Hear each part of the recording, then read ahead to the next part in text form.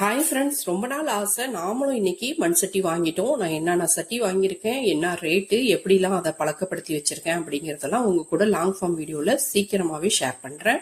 இது பழக்கிறதெல்லாம் முடிச்சுட்டு final stage வந்து வெங்காயத்தை எண்ணெயில வதக்கி விடணும்.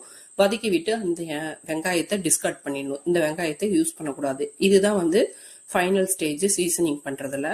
இப்படி செய்யும் போது பாத்திரம் வந்து நல்லா பழக்கப்பட்டுடும். அதனாலதான் இப்ப பாருங்க, நல்லா வெங்காயம் செவந்து வந்துருச்சு. செவந்து வந்ததும் இந்த வெங்காயத்தை நான் டிஸ்கார்ட் பண்ணிட்டேன். இதை யூஸ் பண்ணக்கூடாது.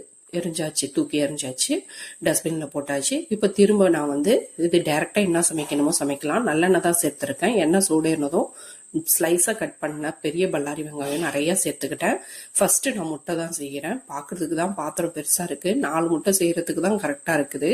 அது கூட கொஞ்சமா தூள் உப்பு சேர்த்து மஞ்சத்தூளும் சேர்த்து நல்லா கலந்து கொடுத்துட்டு வெங்காயம் நல்லா வதங்கி வந்ததும் 4 முட்டையை உடைச்சு சேர்த்துக்கிட்டேன். நல்லா மிக்ஸ் பண்ணி விட்டேன். செய்யும் போதே வாசமும் நல்லா தான் இருந்தது. அப்புறம் ஃபைனலா முட்டை வெந்ததும் பெப்பரை ஆட் பண்ணிட்டு நல்லா மிக்ஸ் பண்ணி விட்டு சர்வ் பண்ணிட்டேன். வீட்டில் எல்லாரும் சாப்பிட்டு பார்த்துட்டு நல்லா இருந்ததுன்னு சொன்னாங்க. நான் எல்லா பாத்திரமும் என்னென்ன வாங்கினேன், எங்கே வாங்கினேன், எப்படி அப்படிங்கறது எல்லாம் லாங் ஃபார்ம் வீடியோல சீக்கிரமா போட்டுட்டு உங்க கூட ஷேர் பண்றேன். உங்களுக்கு இந்த வீடியோ பிடிச்சிருந்தா லைக் பண்ணுங்க, சப்ஸ்கிரைப் பண்ணுங்க. இது போல மேலும் பல வீடியோக்களுக்கு நம்மளோட சேனலை சப்ஸ்கிரைப் பண்ணிடுங்க. மறக்காம கமெண்ட் பண்ணுங்க ஃப்ரெண்ட்ஸ், சப்போர்ட் பண்ணுங்க ஃப்ரெண்ட்ஸ் அண்ட் ஃபேமிலிக்கு ஷேர் பண்ணுங்க. தேங்க்யூ.